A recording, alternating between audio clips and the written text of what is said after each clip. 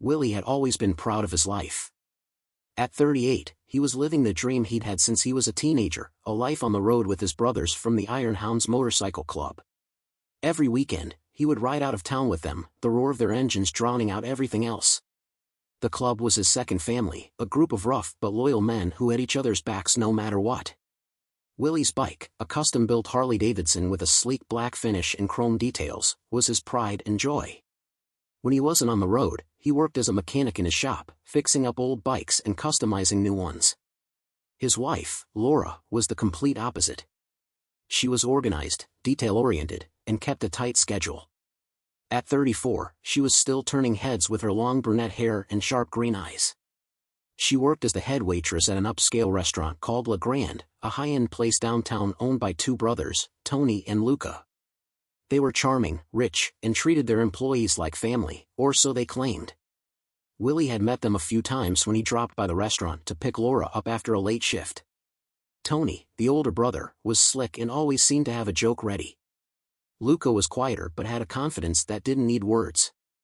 Willie and Laura had been married for 10 years. They'd met at a bar one night when he was out with his club, and she was out with her friends. They clicked instantly. Willie loved her fiery personality, and Laura was drawn to his rugged charm. Life wasn't perfect, but it was good.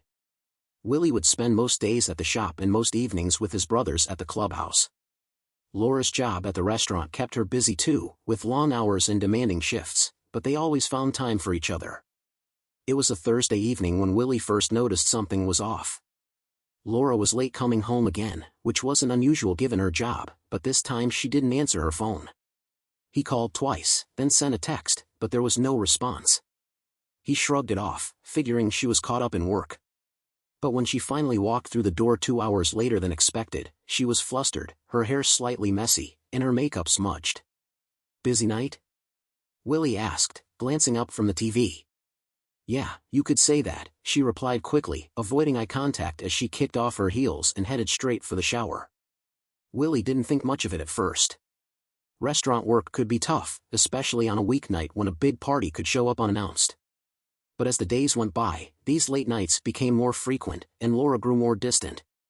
She was always on her phone, texting and smiling, but when Willie asked who she was talking to, she would brush it off. "It's just work stuff," she'd say, her tone clipped and defensive. One Saturday afternoon, after a club ride, Willie decided to swing by the restaurant unannounced. He walked in and noticed Laura laughing with Tony at the bar. They were close, closer than he'd ever seen them. When Laura noticed him, her smile dropped for a split second before she put it back on. She rushed over and kissed him on the cheek, but Willie could feel the tension in the air. "Hey babe, didn't expect to see you here," she said, her voice a little too cheerful. "Just thought I'd surprise you," Willie replied, looking over her shoulder at Tony, who was watching them with a smirk. Willie didn't stay long, but the uneasy feeling he got didn't leave him. That night, Laura was quieter than usual. Willie asked her how work was, and she just mumbled something about it being busy and went to bed early. As he lay there, staring at the ceiling, he couldn't shake the feeling that something was going on. He thought about confronting her, but he didn't want to start a fight over nothing. After all, they'd been together for a decade. They were solid, weren't they? The turning point came the following week. Willie was working late at the shop when his phone buzzed. It was a message from Mike, one of his club brothers. The message read, "Hey man, you seen this?" It was a blurry photo of Laura at the restaurant. But this wasn't just any photo, it showed Laura in the restaurant's private dining room, leaning in close to Tony, their faces inches apart. It wasn't clear what was happening, but it was enough to make Willie's blood run cold. He stared at the photo, his mind racing. Laura had never mentioned spending time alone with Tony, and seeing her so close to him made Willie's stomach turn. He knew he needed answers, but he had no idea how deep the betrayal went, or how much it would change everything. After seeing the photo, Willie couldn't sleep. He kept replaying the image in his mind, Laura and Tony, way too close for comfort in that dimly lit dining room. He knew he needed answers, but he didn't want to jump to conclusions without solid proof. The next day, he showed the picture to a few of his closest brothers at the Iron Hounds Club. Mike, who sent the photo, was there, along with Jimmy, Snake, and Big John. They all shared the same look, concern mixed with a quiet anger. "This isn't good, man," Jimmy said, rubbing his stubbled chin. We've seen this kind of thing before. Snake, always the hothead, slammed his fist on the table. We can't just let this slide, Willy. You want us to follow her? Keep an eye on things? Willy nodded, his jaw clenched. I need to know what's going on. I can't just sit around and wonder. They agreed to keep watch without Laura knowing. Snake and Big John started swinging by the restaurant at random times, looking for anything suspicious. Willy tried to keep his cool, going about his usual routine at the shop and with the club, but his mind was always elsewhere. He felt the tension rising every time he saw Laura, especially when she would leave for work. She was still coming home late, always with the same excuses: busy night, last-minute customers, meetings with the owners. Willy's gut told him it was all a lie. A week later, the truth hit him like a freight train. Snake and Big John had been staking out the restaurant again when they called Willy in a panic. Willy, you need to get down here. Now, Snake said, his voice edged with urgency. We've got eyes on Laura. She's in the back with Tony, and it ain't looking good. Willy dropped everything and jumped on his bike. The engine roared as he sped through traffic, the wind whipping in his face. His mind was racing with anger and fear. He pulled up to the back alley of the restaurant, where Snake and Big John were waiting. They're inside, Big John said, pointing to the private dining area visible through a side window. And it looks real cozy. Willy peered through the window, his heart pounding. There was Laura, dressed in her usual work attire, but her demeanor was anything but professional. She was sitting on Tony's lap, her hands on his shoulders, and they were laughing like they didn't have a care in the world. The sight of his wife so intimately close to another man made Willy's blood boil. He slammed his fist against the wall, and the sudden noise caused Tony and Laura to look up, their expressions freezing as they saw him. Willy didn't hesitate. He stormed through the back door, his heavy boots echoing against the tiled floor. Laura jumped up, but Tony stayed seated, his smug grin never faltering. What the hell is this? Willy roared, his voice shaking the walls. You think I wouldn't find out? You think I'm some kind of fool? Tony stood up slowly, raising his hands. Hey, calm down, man. It's not what it looks like. But Willy had heard enough. He lunged forward, grabbing Tony by the collar and slamming him against the wall. You're messing with my wife, and you've got the nerve to tell me to calm down? Laura was shouting now, trying to pull Willy away, but he barely registered her presence. The rage he'd been holding back for weeks exploded. He was ready to beat Tony into the ground right there, but just as he pulled back his fist, Jimmy and Snake grabbed him, pulling him off. Willy, don't. This ain't the place, Jimmy shouted, trying to get through to him. This ain't worth it, man. Not here, not like this. Willy struggled against them, his muscles tense with fury. Laura was crying now, pleading with him to stop, but her voice only fueled his anger. He wanted to finish this, but his brothers held him back, dragging him out of the restaurant before the situation could get any worse. Outside, Willy's head was spinning. He couldn't believe what he'd just seen. His brothers tried to calm him down, but their words barely registered. You need to cool off, man, Snake said, gripping Willy's shoulder. We'll handle this. Just step back for now. But Willy couldn't. He got on his bike and sped off, needing to get away from everything, the lies, the betrayal, the humiliation. He rode for miles, trying to outrun his anger, but it followed him like a shadow. After a few hours, he found himself back at the shop, sitting in the dark, his mind replaying the scene over and over. But he couldn't let it go. No matter how much he tried to cool down, the image of Tony with his wife kept burning in his mind. Willy couldn't stand it anymore. He grabbed his helmet, jumped back on his bike, and tore down the road, heading straight back to the restaurant. He stormed inside, ignoring the stares from customers and staff. Tony was behind the bar, and as soon as he saw Willy, his smug expression returned. Willy didn't say a word. He walked right up to Tony, who started to back away, but it was too late. Willy's fist connected with Tony's face, sending him crashing to the floor. There was a stunned silence as Willy stood over him, breathing heavily, his knuckles red and throbbing. Laura rushed over, but Willy didn't even look at her. This is far from over, he growled, his voice low and dangerous. Willy left the restaurant, his rage still boiling, knowing this was just the beginning. He'd been betrayed, humiliated, and he wasn't about to let it slide. As he rode back to the clubhouse, Willy knew that the next steps would be even messier, but he was ready to fight for what was his, or burn everything down trying. Willy rode home, his mind buzzing with the adrenaline of the fight and the uncertainty of what would happen next. He knew punching Tony had crossed a line, and now he was on edge, wondering if there would be consequences. Would Tony press charges? Would Laura stand by him, or was she too far gone with that smug bastard? As the wind whipped past him, Willy's anger kept flaring up, but under it all was a gnawing fear that everything was falling apart. When Willy pulled up to the house, he noticed the lights were on. Laura's car was already parked in the driveway. He wasn't sure if he was ready to face her, but he had no choice. He walked in, slamming the door behind him, and found Laura pacing in the living room, still in her work clothes. Her eyes were red from crying, and as soon as she saw him, she started talking. "Willy, we have a serious problem," she said, her voice trembling. "Tony called the cops. He's pressing charges for assault." Willy clenched his jaw, feeling the anger rise again. "You're kidding me, right? After everything he did?" Laura shook her head. "It doesn't matter. He's already filed a report. The police are on their way here right now."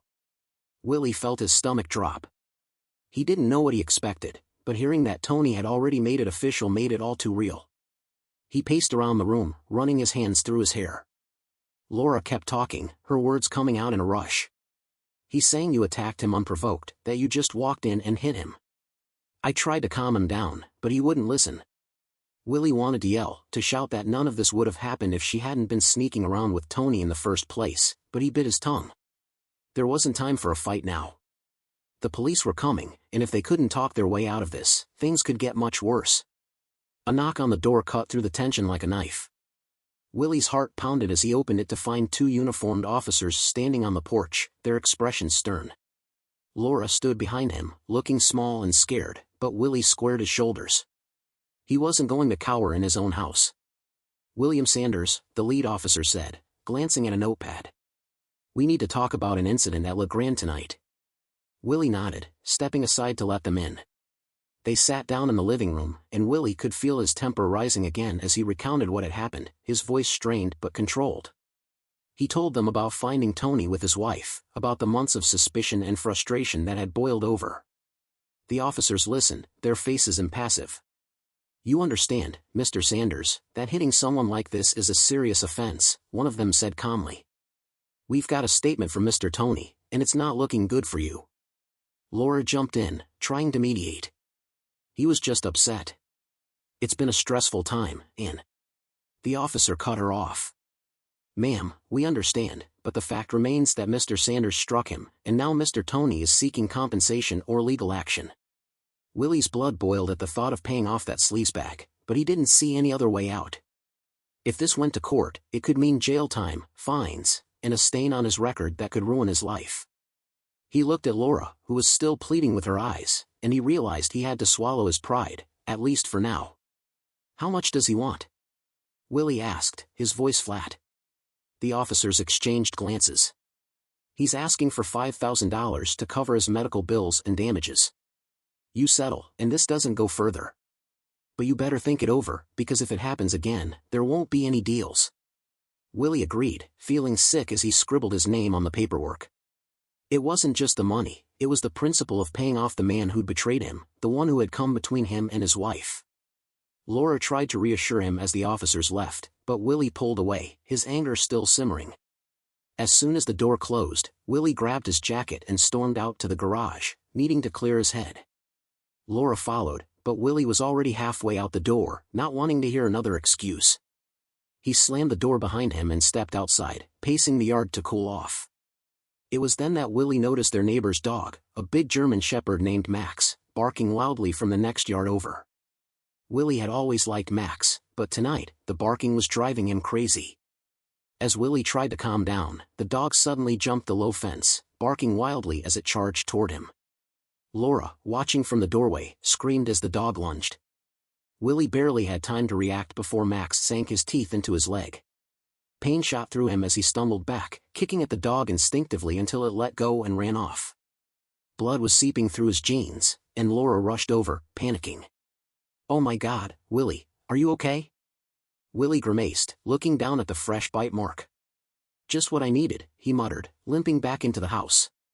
Laura helped him to the bathroom, where she grabbed the first aid kit, her hands shaking as she cleaned and bandaged the wound. Willy winced but said nothing, letting her do what little she could to help. The night dragged on intense silence. Willy sat on the couch, his leg throbbing, his mind still spinning from everything that had happened. He kept glancing at Laura, who sat quietly across from him, her eyes puffy and red. They were both trapped in this mess, but right now, Willy felt more alone than ever. He knew the bite would heal, but the damage done by Laura's betrayal and the chaos that followed would take much longer to mend, if it ever did. For now, all Willy could do was sit and wait, hoping that somehow, things wouldn't get any worse. Willy spent the next few days nursing his leg and trying to process everything that had happened. The bite wound from the neighbor's dog was healing, but the anger and frustration gnawed at him constantly. The humiliation of paying off Tony and dealing with the cops felt like salt in an open wound. Laura tried to smooth things over, but her apologies felt empty. Willy kept his distance, barely speaking to her except when necessary. He didn't know how to make sense of it all, and he needed to get away. One evening, after another tense and silent dinner with Laura, Willy decided to head to the clubhouse. He needed his brothers now more than ever, the guys who knew him inside out, who wouldn't judge, and who had his back no matter what. As he pulled up on his bike, he saw the familiar sight of the Iron Hounds clubhouse, a run-down warehouse at the edge of town, filled with bikes, loud music, and the smell of beer and cigarette smoke. Inside, the usual crew was hanging out: Jimmy, Snake, Mike, and Big John, along with a few others. They greeted Willy with nods and claps on the back, sensing his mood immediately. Snake handed him a cold beer, and Willy downed half of it in one go, letting the bitterness wash over him. "How's the leg?" Jimmy asked, motioning to Willy's bandaged calf. "Healing," Willy replied, shrugging. "Just like everything else, I guess." The conversation drifted from one topic to another, but it always seemed to circle back to Tony and the situation at the restaurant. The guys were still pissed on Willy's behalf, and Snake, always the instigator, was the first to bring up an idea that sounded wild but tempting. "You know, I was thinking," Snake said, his eyes narrowing with mischief. "That fancy restaurant of his, it's got a clean reputation, right? People pay big bucks to eat there. What if something messed that up? Like, really messed it up?" Willy raised an eyebrow. "What are you talking about?" Snake grinned, leaning in closer. "I'm talking about a little infestation. You know, rats, cockroaches, the works. Imagine the health department's reaction if they found that place crawling with bugs. Tony would be screwed. His whole business would go down the drain." The idea hung in the air, half joking, half serious. Willy listened, feeling a mix of disbelief and intrigue. The thought of ruining Tony's precious restaurant was tempting, really tempting, but it also sounded reckless. He glanced at Jimmy and Big John, who were nodding along, clearly entertained by the idea. "We could get some bait," Snake continued, "spray it with some nasty stuff that'd attract pests from the whole damn neighborhood. Garbage, old meat, you name it. One night's work and Tony's got a nightmare on his hands." Willy took a long swig of his beer, considering the suggestion. It was insane, no doubt about it, but the image of Tony panicking over his beloved restaurant being overrun by rats and roaches brought a twisted sense of satisfaction. Still, the logical part of Willy's mind told him it was a bad idea. "Nah," Willy said at first, shaking his head. "We can't do that. I mean, it's risky. What if we get caught?" Snake shrugged. "Only if we're sloppy. We're careful, nobody'll know it was us. Think of it as karma, giving that bastard exactly what he deserves." The room fell silent as Willy mulled it over. Jimmy leaned forward, his voice low and encouraging. "Look, man, Tony screwed with you in the worst way. He messed with your life, your marriage. You didn't deserve any of that. This isn't just about payback, it's about justice." Willy wanted to stay above it, to walk away and not sink to Tony's level. But the more he thought about it, the more he realized how powerless he'd felt since everything started unraveling. He was tired of being on the defensive, of taking hits without hitting back. Maybe this was what he needed, to strike back in a way that would hit Tony where it hurt the most. Willy's resolve wavered, and then something snapped. He slammed his empty beer bottle on the table and looked at Snake with a determined grin. "Screw it. Let's do it. Let's make that place a living hell." The guys cheered, clapping Willy on the back. It was the first time in weeks that Willy felt even a hint of satisfaction. They spent the next hour sketching out a rough plan, late-night entry, bait spread out strategically, and an exit without a trace. Snake knew a guy who could get his hands on the kind of bait that would attract every rat, roach, and stray vermin within a mile. The more they talked, the more it felt like the perfect plan. Willy was fully on board now, feeling the rush of anticipation. They didn't waste any time. Over the next few days, they gathered the supplies, rancid meat, fish guts, and an industrial-strength spray that reeked of rotting garbage. Snake even managed to snag a few live rats from a pest control contact, nasty, diseased things that would wreak havoc once released. Every detail was planned, every step rehearsed. Willy was fully invested now, ready to watch Tony's world crumble just like his own had. As the night of the operation approached, Willy found himself surprisingly calm. Laura barely noticed his absence, caught up in her own guilt and work drama. Willy didn't tell her a thing, this was between him and his brothers. He spent his evenings at the clubhouse, going over the plan with Snake and the others, making sure everything was airtight. But just as they were about to put the plan into action, Willy had a moment of clarity. He was sitting on his bike outside the clubhouse, staring at the darkened cityscape, when he started to second-guess everything. He thought about Laura, their marriage, and how far things had spiraled. He'd never been the type to pull dirty tricks, no matter how justified they felt. And this was more than just payback. It was a descent into something darker, something he wasn't sure he wanted to become. Willy hesitated, staring at the bag of bait and the cage of rats. He thought about what his old man used to say about revenge, how it never really fixed anything, just added to the pile of crap you had to deal with. For a moment, he considered calling it off, letting Tony have his damn restaurant and moving on with his life. But then he remembered Tony's face, his smug smile, and the way Laura had looked at him. All the doubts faded, replaced by a cold, determined resolve. Willy turned back to his brothers, who were waiting eagerly. "All right," Willy said, his voice steady. "Let's do this." They revved their engines, riding off into the night with a mission and a plan.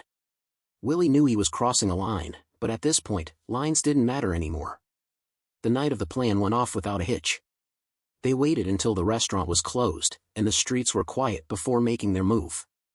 Snake, Jimmy, and the others kept watch while they snuck around the back, lugging the foul-smelling bait and cages filled with rats. They spread the rotten food around the dumpsters, sprayed the areas near the vents and windows, and set the rats loose inside the alley. It was a job done quickly and quietly, and by the time they were finished, they'd left behind enough bait to draw every scavenger within blocks. At first, it was just a few roaches here and there, but within days, the infestation began to spiral. Rats appeared in the alley, scratching at the doors, while roaches skittered across the kitchen floors, drawn by the relentless stench of the bait they'd scattered. Tony and his brother Luca were completely blindsided. The restaurant's reputation had always been spotless, but now the sight of vermin was sending customers running.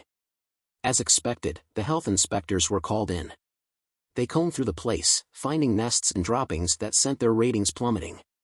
Tony threw money at exterminators, who worked around the clock, spraying chemicals and laying traps. But every time they thought they had it under control, another wave of pests would show up. The guys kept the pressure on, returning every few nights to dump more bait and release more rats. It was a dirty war, and the restaurant was losing. The fallout was exactly what they'd hoped for. Social media exploded with complaints, photos of cockroaches on tables, and rumors of rats in the kitchen. The restaurant's reservations dried up, and Tony's carefully built reputation was crumbling. Willy watched it all unfold with a grim satisfaction. This wasn't just revenge, it was justice, pure and simple. Meanwhile, his relationship with Laura had become a hollow routine. She was quieter than ever, avoiding eye contact and spending most of her time at work or locked in their bedroom. Willy had no sympathy left for her, not after everything she'd put him through. Still, he wasn't ready to let her off the hook. With the help of some club hackers, he decided to turn up the heat in a different way. It started small, anonymous text messages that popped up on Laura's phone late at night. "We know what you did," one read, followed by another that said, "There's nowhere to hide." At first, Laura brushed them off as random spam, but as the messages became more frequent, she grew visibly nervous. Willy watched her flinch every time her phone buzzed, her face paling as she read each new threat. Then came the emails, filled with graphic threats and ominous warnings. The hackers used untraceable accounts, masking their tracks so the messages couldn't be linked back to the club. They dug up personal details, mentioning things only someone close to Laura would know. It was psychological warfare, and it was working. Laura was constantly on edge, jumping at shadows and checking over her shoulder every time she left the house. One night, she finally broke down, showing Willy her phone with shaking hands. "I don't know who's doing this," she said, her voice cracking. "Someone's stalking me. They know everything." He looked at the screen, feigning shock, but inside he felt nothing. This was what she deserved, he thought. She'd betrayed him, humiliated him, and now she was paying the price. Willy told her to report it to the police, but they both knew it wouldn't lead anywhere. Whoever was behind the messages knew how to cover their tracks. The authorities would be powerless. Things between them deteriorated even further. Laura barely slept, and when she did, it was fitful and restless. She jumped at every noise, every knock on the door, convinced that whoever was tormenting her was about to strike. Willy stayed detached, offering little comfort. He spent most nights at the clubhouse, planning their next move against Tony while ignoring Laura's increasingly frantic behavior. The attacks on the restaurant continued. Every time Tony managed to clear out the pests, another wave would mysteriously show up. Willy's crew became experts at it, knowing exactly when and where to hit to cause the most chaos. Tony was bleeding money, and the restaurant's future was hanging by a thread. The irony wasn't lost on Willy. This was the man who'd taken so much from him, now watching helplessly as his own world fell apart. But despite the victories, Willy's personal life was a mess. The distance between him and Laura had grown into a chasm that neither of them seemed willing to cross. He couldn't bring himself to talk about what was really happening, and she was too wrapped up in her own guilt and fear to reach out. They were two strangers living under the same roof, each haunted by their own demons. Laura's paranoia continued to spiral. She installed cameras around the house, changed her phone number twice, and even considered quitting her job, fearing that someone was following her to work. But the messages kept coming, always from new accounts, always with the same ominous tone. Willy's involvement remained hidden, just another secret in a marriage built on lies. In the quiet moments, when the noise of the club and the thrill of the revenge plot faded, Willy found himself questioning where this was all heading. He'd started this war out of anger, but now it was becoming something darker, an obsession that was consuming him. The victories felt hollow, and each new attack brought only a brief sense of satisfaction before the emptiness returned. He knew the damage was done. Tony's restaurant was hanging by a thread, Laura was a nervous wreck, and his own life was a mess of anger and unresolved pain. But stopping now felt impossible, like giving up would mean admitting that none of it had been worth it. And so, he kept going, caught in a cycle of revenge that showed no signs of ending. The next steps were already being planned, new ways to push Tony to the brink, new ways to keep Laura guessing. Willy couldn't see a way out, and maybe, deep down, he didn't want one. All he knew was that he was in too deep to turn back now, and as long as Tony was suffering, that was enough to keep him going. The tension between him and Laura had reached its breaking point. The silence in their home was deafening, filled with unspoken accusations and simmering resentment. Willy spent most of his time at the clubhouse, trying to avoid the inevitable. But the more he avoided it, the more Laura seemed to harden, turning cold and distant. She rarely came home, and when she did, they barely exchanged words. One morning, as Willy was heading out for a ride, he noticed something was off with his bike. At first, it was just a feeling, a slight tilt as it leaned against the kickstand. But when he walked closer, the truth became glaringly obvious. Both tires were flat, punctured deliberately. The slashes were clean, precise, the work of someone who knew exactly what they were doing. A hot wave of anger washed over him. There was no doubt in his mind who was behind it. Laura must have teamed up with Tony, her lover, to hit him where it hurt the most, his bike, the one thing that had always been a constant in his life. He could almost picture the smug look on Tony's face as he imagined the damage. But this time, the attack wasn't just on his property, it was personal, a final straw in a long line of betrayals. Without wasting any time, Willy headed straight to the courthouse. There was no more reason to drag things out. He filed for divorce that same day, not caring about the details. He wanted it over with, clean and fast. The process was brutal and cold, just like their marriage had become in the end. They didn't stand on ceremony, there was no attempt at reconciliation, no last-ditch efforts to save what was already beyond repair. It was done, and that was that. But as much as the divorce felt like a necessary step, it didn't bring Willy the peace he was hoping for. The anger was still there, festering beneath the surface. He decided that if Laura and Tony thought they could get away with this, they had another thing coming. He wasn't about to let them walk away unscathed. The club had been talking for weeks about heading south, maybe to Arizona or New Mexico, somewhere warmer where they could start fresh. The idea of leaving town, leaving everything behind, was becoming more appealing by the day. But before he could even think about starting over, he needed to finish what he started. Tony and Laura had to pay, and he was going to make sure they felt every ounce of the pain they'd inflicted on him. After leaving the courthouse, Willie didn't go back home. Instead, he rode straight to the clubhouse, leaving his old life behind for good. The place became his new home, and he took up residence on the worn-out couch in the back room. It wasn't much, but it was all he needed. The guys in the club welcomed him with open arms, understanding that he needed space and time to sort things out. Meanwhile, Laura moved out of their house and found a place of her own. Willie didn't care where she went, she was out of his life, and that was all that mattered. But even with her gone, the memories lingered, haunting him in the quiet moments when the noise of the club faded away. Back at the restaurant, Tony's problems were far from over. The cockroach and rat infestation that had been engineered was supposed to be a temporary setback, something that would cripple the business just long enough to cause serious damage. But the situation had spiraled out of control. The pests had become immune to the poisons that were being used, and no matter how much Tony spent on exterminators, the vermin kept coming back, more resilient than before. The restaurant's reputation was in shambles. Customers were fleeing in droves, and the few who did show up were greeted by a place that was barely holding together. Reviews online were scathing, filled with horror stories of bugs in the food and rats scurrying across the dining room floor. The health department had issued multiple warnings, and Tony was on the verge of losing his license to operate. Willie watched from a distance as Tony's empire crumbled. The satisfaction he felt was tempered by the knowledge that it had all come to this. He was living at the clubhouse, surrounded by the noise and chaos that had once brought him comfort, but now it felt like just another reminder of how far things had fallen apart. As the days turned into weeks, Willie started to plan his next move. The idea of leaving town with the club was more than just a fantasy now, it was a real possibility. The thought of starting over somewhere new, far away from the memories and the people who had betrayed him, was the only thing that kept him going. The weeks leading up to the move were a whirlwind of preparations and goodbyes.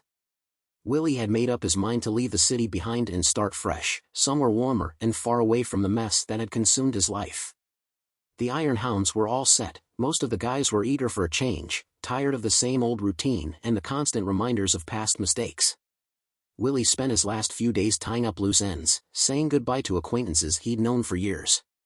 He made his rounds through town, stopping at the old haunts and garages where he'd fixed bikes and shared beers with people he thought would always be in his life.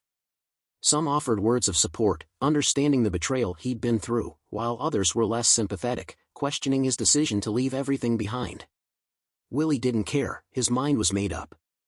He'd told his side of the story to the few family members who still kept in touch, and while some were on his side, others seemed hesitant, still not fully convinced.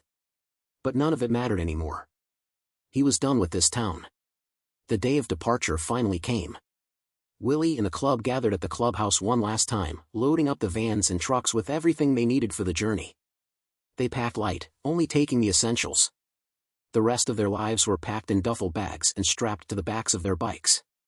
Willie's belongings, his tools, his leather jacket, and a few old photos that meant something to him, were crammed into his truck, ready to head out of town. The convoy of bikes, vans, and trucks roared to life, and they hit the road, the cool morning air whipping past them. Before officially leaving, they decided to make one last stop at a small cafe on the outskirts of town, a quiet place where they could grab a quick meal and fuel up for the long ride ahead. As Willie walked into the cafe with his brothers, he was greeted by the familiar smells of coffee and fried food.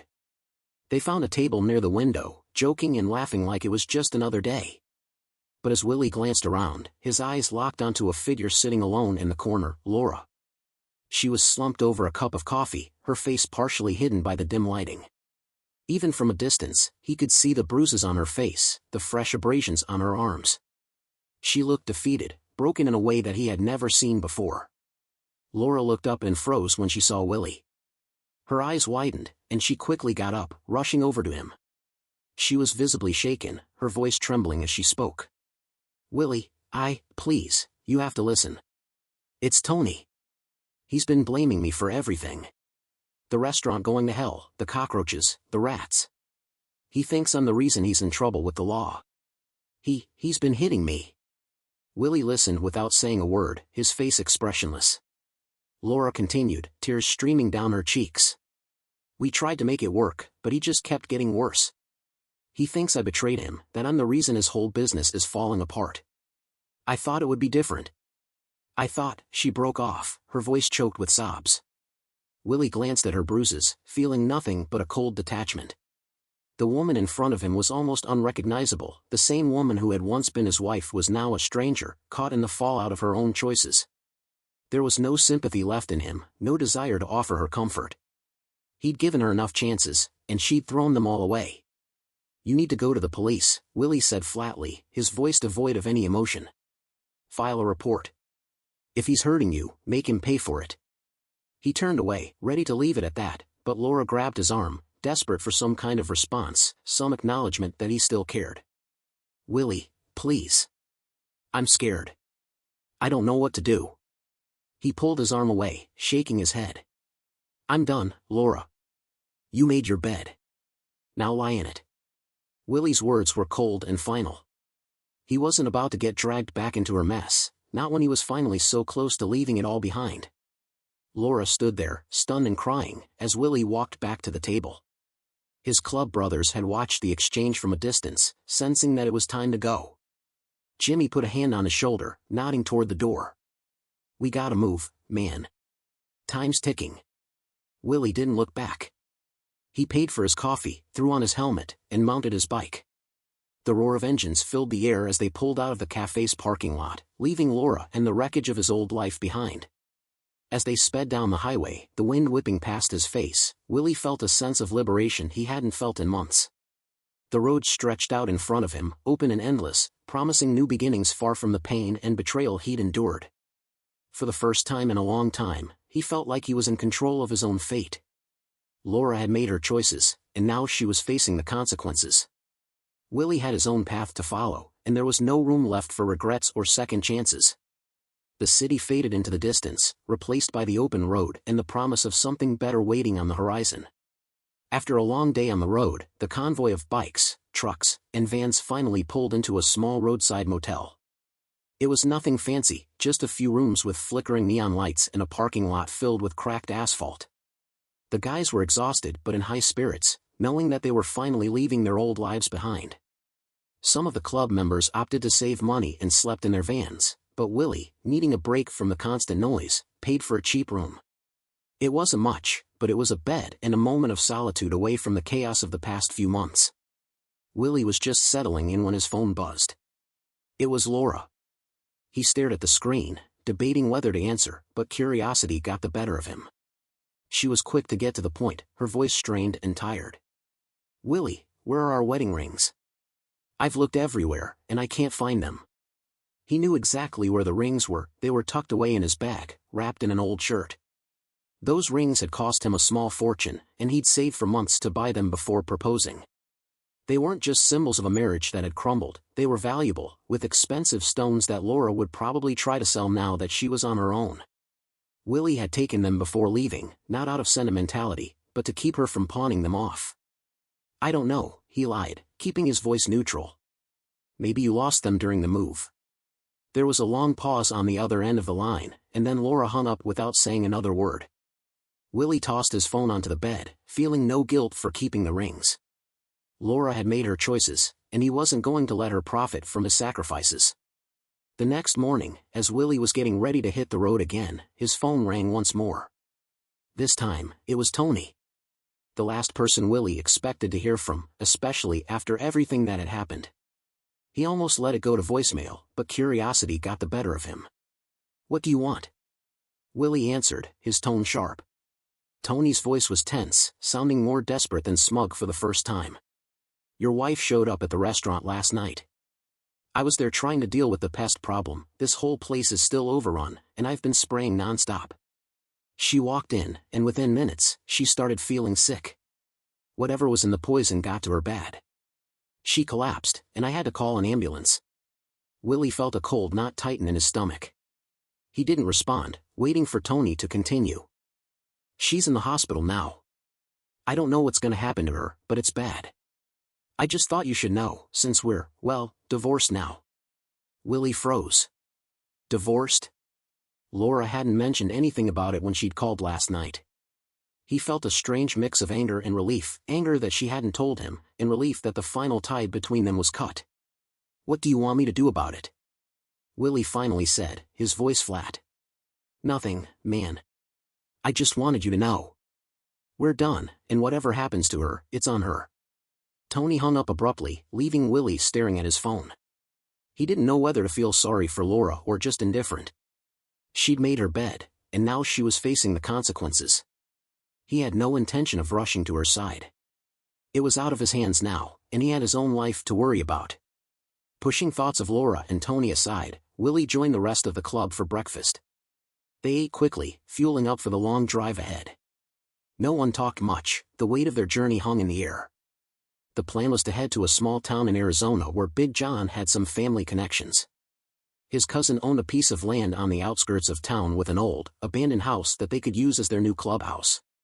By late afternoon, they arrived at the place, an isolated property surrounded by desert scrub and dirt roads, far from prying eyes. The house was run down, with broken windows and a sagging roof, but it was perfect.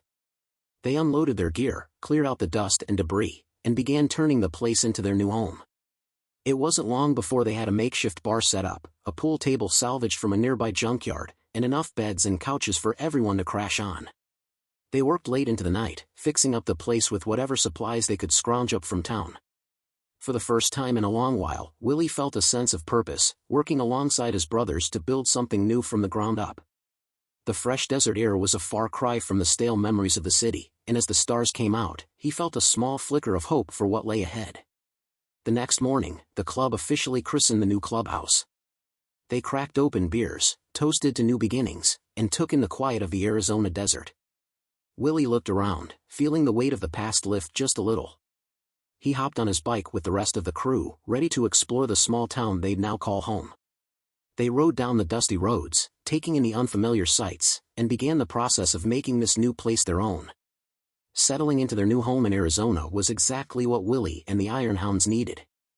The abandoned house on the outskirts of town quickly transformed into a clubhouse that felt more like a fortress of freedom.